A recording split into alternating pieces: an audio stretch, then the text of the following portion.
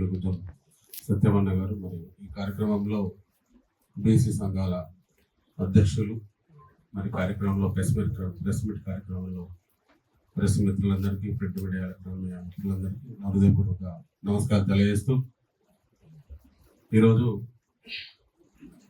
తెలంగాణ రాష్ట్ర ప్రభుత్వము మరి రాహుల్ గాంధీ గారు కులగణన చేయాలని వారు చేపట్టిన దానిలో మరి రాష్ట్ర ప్రభుత్వం 42% రిజర్వేషన్, మరి బీసీలకు కూడా కులగణనలో ఎంత అన్యాయం జరిగింది అనేది కూడా ప్రతి ఒక్క బీసీ సంఘాలు, మరి దానిలో మేము మున్నూరు కాపు సంఘం అయితే ఎక్కువ ప్రెస్ మీట్లు పెట్టాము, మీటింగ్లు పెట్టాము. చాలా అన్యాయం జరిగింది. 40-50 లక్షలు ఉన్న ఈ జనాభాలో మొదటి స్థానంలో ఉన్న వాళ్ళను 5వ స్థానంలో తీసుకెళ్లినారు. 13 లక్షలు చూపించినారు, 3.5% చూపించినారు అని కూడా మేము మొన్న జలవిహార్లో కూడా మా మున్నూరు కాపు నాయకులు, మరి పార్లమెంటు మరి సభ్యులు, కేంద్ర హోంశాఖ సహాయ మంత్రి వర్యులు బండి సంజయ్ గారు, మరి కోవ లక్ష్మణ్ గారు రాజ్యసభ సభ్యులు, మా రాజ్యసభ సభ్యులు రవిచంద్ర గారు, మరి ఎమ్మెల్యేలందరం కూడా జలవిహార్లో ఒక మీటింగ్ పెట్టాము.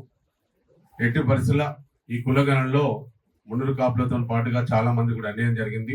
మళ్ళీ రీసర్వే చేయాలని కూడా మేము ఆ రోజు మాట్లాడడం జరిగింది.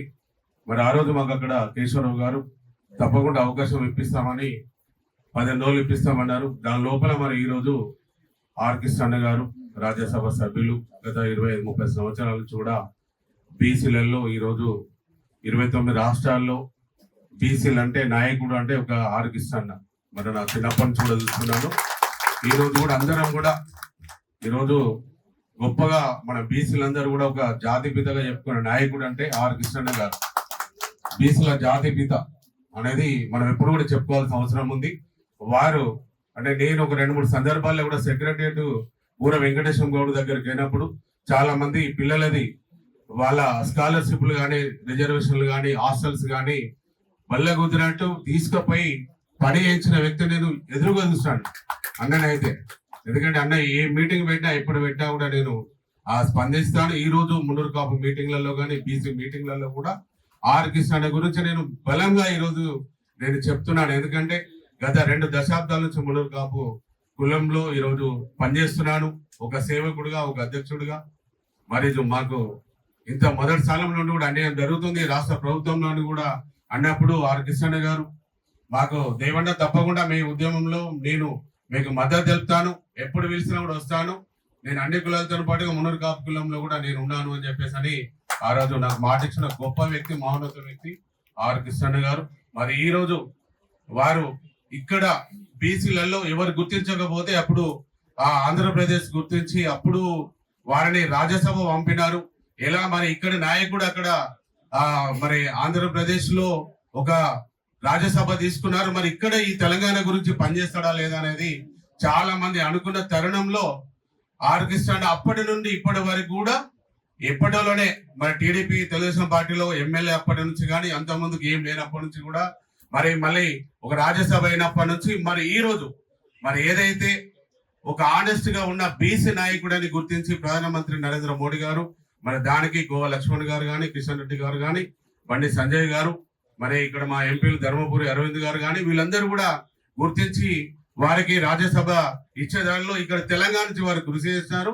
మరి ఈ రోజు మనకు బీసీలకు న్యాయం జరగతట్టు అంటే ఒక తెలంగాణనే కాదు, అన్ని రాష్ట్రాల్లో కూడా బీసీలకు న్యాయం జరగాలనే పట్టుదల కొద్దీ మరి ఇంత ముందుకు అన్నయ్య చెప్పినట్టు మరి అమిత్ షాతో మాట్లాడము, మరి మంత్రితో మాట్లాడడం, ప్రధానమంత్రితో మాట్లాడము. ఎందుకంటే ఈ రోజు రాజ్యసభలో ఉన్నారు కాబట్టి ఈ రోజు బీసీలకు కేంద్ర వ్యాప్తంగా ఈ రోజు బీసీలందరికీ ఒక కులగణన, జనగణనలో కులగణన జరగాలి. మరి ఏదైతే ఈ రోజు ఈ రాష్ట్రాలలో ఎవరైతే ఓసీలు పరిపాలిస్తున్నారు ఇప్పటి వరకు మనం చూస్తున్నాము, ఇది ఇప్పుడు ఆంధ్రప్రదేశ్ కానీ, ఇప్పుడు తెలంగాణ కానీ, మరి ఈ రోజు రెడ్డిలు మరి రావులు, కమ్మలు, చౌదరులకి అవకాశాలు వస్తున్నాయి. మరి బీసీలకు ఎప్పుడు అవకాశాలు వస్తాయి అనేది అన్న మనసులో ఉన్న మాట. ఈ రోజు అన్న రాష్ట్ర పేపర్లో కూడా ఓన్లీ స్థానిక ఎన్నికల్లోనే ఈ రిజర్వేషన్లు కాదు, ఎట్టి పరిస్థితుల్లో రేపొద్దున కేంద్ర వ్యాప్తంగా 29 రాష్ట్రాల్లో ఈ జనగణనలో కులగణనలో సర్వేలు వచ్చినాక తర్వాత మళ్ళీ అన్నగారు కూడా ఏదైతే రేపొచ్చే అసెంబ్లీ కానీ పార్లమెంట్ ఎన్నికల్లో కూడా అన్న మీరు తీర్మానం చేపియాలి. అట్టడుగు వర్గాలు ఉన్న వెనుకబడ్డ తరగతులు కూడా అసెంబ్లీలు పోవాలి, కనీసం ఎమ్మెల్సీలు కావాలి, పార్లమెంట్ అడుగు పెట్టాలి, కార్పొరేషన్ రావాలి, నామినేటర్లు కూడా జనాభా ప్రాతిపదికన కూడా వచ్చే విధంగా మీరు కేంద్రంలో ఇట్లా బిల్లు ఇట్లా ప్రవేశపెట్టినట్టయితే ఇక అసలు మహాత్మా గాంధీ ఆ లెవెల్ మేమందరం కూడా ఒక జాతిపితగా మేము నిర్ణయించుకుంటాము, అందరం కూడా మేము చెప్పుకుంటాము గొప్పగా కూడా తెలియజేస్తూ,